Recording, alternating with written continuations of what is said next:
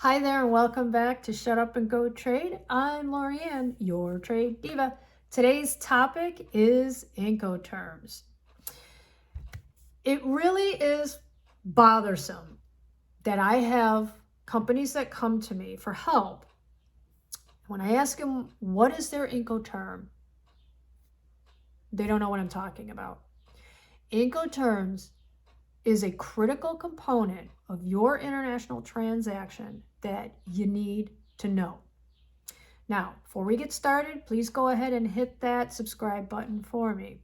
Now, whether you're new to international trade or you're a seasoned professional, you're just trying to brush up, this video is going to be good for you. What are Incoterms?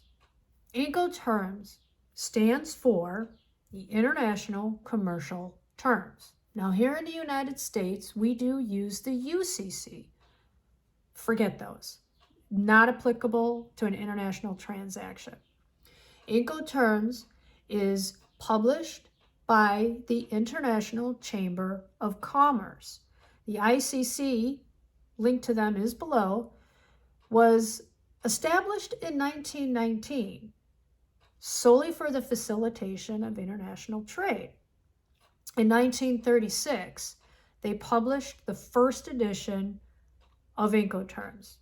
And since then, it's gone through only 8 revisions, obviously with changes in carrier mode and things of that nature and the sign of the times, but it's only been through 8 revisions. The very first one only had 6 terms. At its height, it had 13. No, I take that back, 14 terms. When I started in international trade in the mid-90s, I had to know 13 terms. Currently, there are 11 terms. And in 2010, that revision recognized e-commerce and digital exchange in an international transaction. So they've been going through these revisions to keep up with the times, but they're not every year. So right now, the last one was 2020, but before that, it was 10 years ago. Now, the 2020 revision, although it's out and published, 2010 is still in effect. Well, what does that mean? That means that although these are an unspoken rule, well, what's unspoken about it, that is, if you don't note these on your international paperwork, in your contracts, on your letters of credit, etc., it automatically defaults back to 2010. And that makes a difference in the changes that have happened, how that might affect your specific transaction. As I mentioned, these are globally recognized and they stand up in any court of law. They supersede any other commercial term. They are it. Why do we have these? Well, with all of the, language barriers and cultural differences, etc., these tell exactly the responsibilities of the buyer and the seller. So there's no room for misinterpretation in there. They are black and white. Who's responsible for what? Incoterms does not decide title transfer. Now, that's important to note. Through the transaction, where do you want that title ownership to fall? Incoterms does note risk transfer, but it does not do title transfer.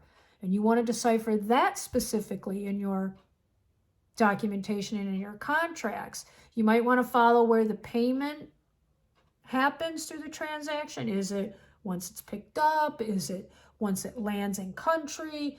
Is it once it goes to your customer's door? That's for you to decide. But you got to keep that in mind, that Incoterms does not decide title transfer. What has changed? And that's the big one now. I'm getting a lot of questions, well, what has changed with these terms and why do I need to know that?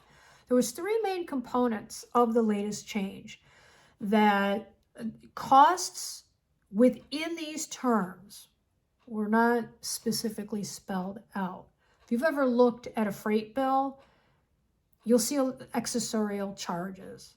And then you start to scratch your head. Why am I paying for this? What is this? I didn't know I was supposed to pay for this. Well, that's because maybe your Incoterm, you're using the wrong one, okay?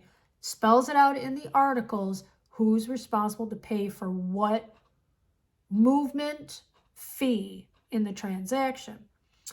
The other one is on an insurance level. And I talk a lot about this with customers that marine or global insurance, you need to spell out all risk. When you buy insurance through your forwarder for the carriage, it's a very general, low-cost insurance. In Incoterms, if you use the CIP term now, it's automatically noted as you have to have all risk insurance with it. And that's really to your benefit. The last big change is the DAT term no longer exists, deliver at terminal. It is now moved over to delivered at place unloaded. Okay, so why did that happen? Is that a terminal, the terminal word was way too vague. Product is brought in and it's offloaded a carrier, and then it might be moved to another spot, still on property. So it was very, just really too hard for both parties to understand, well, there's accessorial fees involved within that. Who's paying for that? So now it is spelled out under the DPU term and within the articles, who pays for what accessorial fee. And again, could be to your benefit or it could be a detriment. So you study them. Now, how do you determine which Incoterm is best for you? Really decide on how well you know your own customer. Are you on open credit terms with them? Are you under a letter of credit?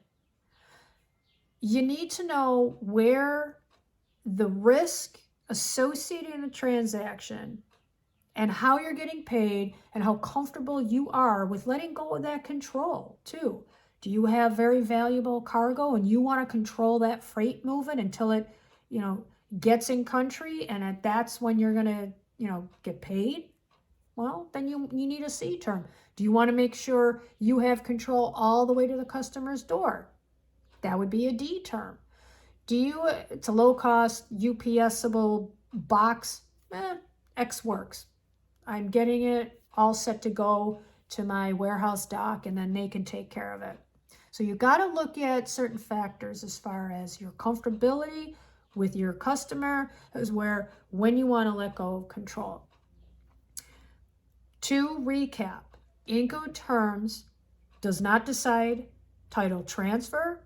It specifically spells out the buyer and the seller's responsibility in the transaction, the transportation transaction, and risk.